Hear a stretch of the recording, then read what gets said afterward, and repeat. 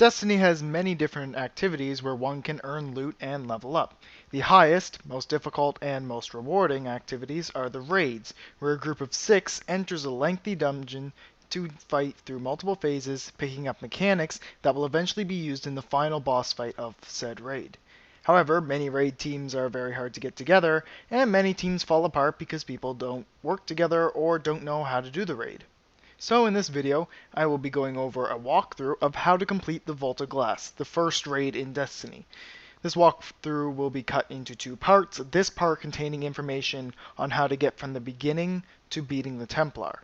Vault of Glass is a great experience for a newer raid team, and I personally have some epic memories from this place. So if you are part of that team of misfits or new players, let's get started. You will begin the Vault of Glass outside. There will be the large entrance gate at the top of the cliff and 3 sink plates, one on the left, one up in front of the gate, and one more on the right-hand cliff. It is up to your fire team to summon a spire by standing on these plates and protecting them from the Vex. The best strategy here is to split up into 3 groups of 2, so you'll have 2 people per plate, obviously. Once you touch a plate, you do not need to stand inside the circle to hold it. It will stay active either way, just like in Crucible Control. Vex will spawn in waves as your team tries to take the plates. A special yellow bar minotaur called a Praetorian will spawn every so often. These are your primary targets. The other Vex mean nothing when it comes to the plate, but you cannot allow any Praetorians to enter any of the plates. If they do, the sink plate will be taken back to the Vex and the spire will begin to disappear. The easiest plate to hold is the middle, as the Vex mostly spawn in 4 spots, 2 on the left and 2 on the right. Waves that spawn at the points closer to the middle alternate between sending a wave to the middle and then a wave to the plate on that side. If you see a group having trouble with adds, fire a couple of sniper or rocket shots down on their Vex to help them out. Grenades are cool too. A note to help you out with damage. The only enemies in the vault with simple, non-mechanic based shields are the Praetorians, so having some void damage throughout the raid will help in the long run. As you hold these plates, the spire will form in the center of the area. All 3 plates must be held at the same time in order for the spire to form. The spire will be complete once all the blocks have spawned in and all the little light particles around it have disappeared. Once it's built, a laser shall fire from the spire and open the door. Once this happens, an alert will appear in the corner of the screen and you may head up to the gate. Once you enter the vault, on foot or on Sparrow, follow the path and you'll come across a chest. Don't get incredibly excited, it only contains ascendant materials. Keep going and you'll find a few platforms to jump along, leading to a larger area called the Templars Well. When you jump down into the area, the first phase will begin. This phase is a defend the conflux objective. If you've done the public events, then you'll know what you're doing, but for those who don't, all you have to do is kill the Vex that try to approach and sacrifice themselves to the conflux, shown in blue. If too many sacrifice themselves, the fire team will wipe. Once you've protected the middle conflux long enough, the next round will begin, giving you 2 confluxes to defend at the same time, one on left and one on right.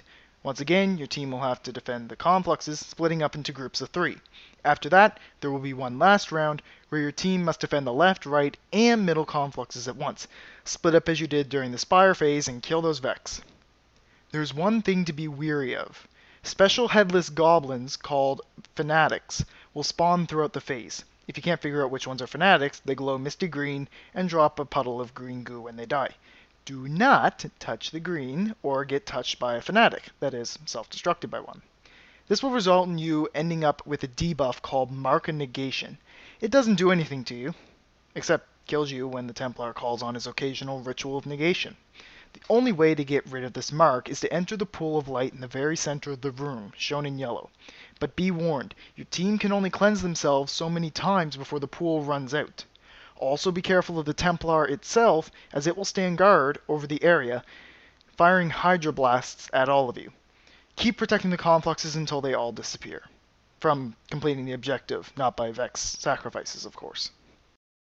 As soon as you complete the last wave of confluxes, you will immediately be thrown into the next phase, Oracles. Oracles are bright greenish-yellow boxes that will spawn in one of 7 places in the well. They're spawned accompanied with a music note. Each music note is a different spot, but unless you're a musician, then this means nothing. However, if you are, then try using your magic ears to figure out which one has spawned via sound. Anyways, The objective of this round is to destroy the oracles. Each round they will spawn faster and in greater numbers, so you'll have to take them out quick. If an oracle stays up for too long, it will place the same mark of negation that a fanatic will put on you. So same deal, go to the middle and cleanse yourself if that happens. Also note that other Vex will still spawn, and you get the bonus of having Vex Hobgoblins shooting at you from the platforms around the area. Along with the Templar as well. Yay! Lucky you. The end of a wave is followed by the Templar using his ritual attack, which generally takes place after about a minute of a wave. Once you've completed 7 waves of oracles, everything will finally back off for a bit, you'll get the Templar checkpoint and receive your first loot drop. If you are watching this at the same time you are playing, well, first off, thank you for choosing my video, and secondly, stop! Playing, I mean.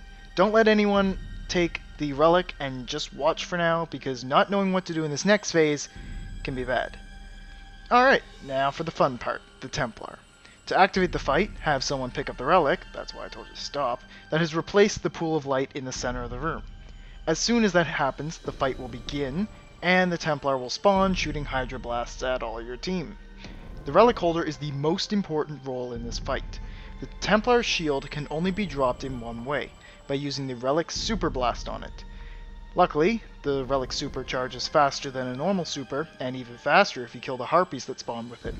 One oracle will also spawn and try to mark your team, so take it out quick before the Templar's ritual takes place. The ritual is the best time to use the relic super on the Templar. Once the Templar's shield is dropped, a stasis bubble will form over some of your teammates. This shield must be broken by guns and team or self-attacks. If you walk out of the bubble, you will die. The best way to deal with this is to keep your group close together, then have your relic holder jump and then do a smash attack into the ground, which will break the bubbles immediately. Once the bubbles are down, proceed to deal damage on the Templar. If your team gets marked, group up on your relic holder. One of the relic abilities is a shield, which when summoned cleanses all allies of debuffs and protects them from shots while they can fire bullets out of it. Rockets do not work though, so jump out if you want to put a rocket in the Templar's face, or else you'll end up putting one in yours. After a short time of having its shield dropped, the Templar will attempt to teleport and regain its shield. A large circle and pillar of light will show you where the Templar plans to move to. If you wish to stop it from teleporting, or are trying for the secret 5th chest, which you get from not allowing it to teleport ever, have at least one guardian stand inside this circle. This will prevent the Templar from moving, keeping it in the same spot, but it will also cause the spawn of a wave of Minotaurs. One very important note: if the relic holder dies and drops the relic, someone on your team must pick it up within about 5 seconds or else you will wipe. Keep repeating the following cycle: kill harpies, kill oracle, cleanse, relic super on the Templar shields, and then DPS. Continue this and eventually you will defeat this Hydra, resulting in your next checkpoint and loot drop. Congratulations, you're halfway done the Vault of Glass. I'll finish this with a few hard mode notes to keep in mind. While inside a darkness zone, so anytime while inside the Templar's well, if you die, you cannot be revived until a checkpoint is reached or your team wipes. Also, during the Templar fight, 2 oracles will spawn instead of 1. Remember, this is for hard mode, so don't worry about this if you're doing normal. And this brings us to the end of the first part of my VOG walkthrough. Hope this helped, and I'll try to get the second part out soon, so you can finish the raid before the weekly reset. Maybe. I'm not making any promises. Thank you for watching, hope your loot was something good, and I'll see you soon.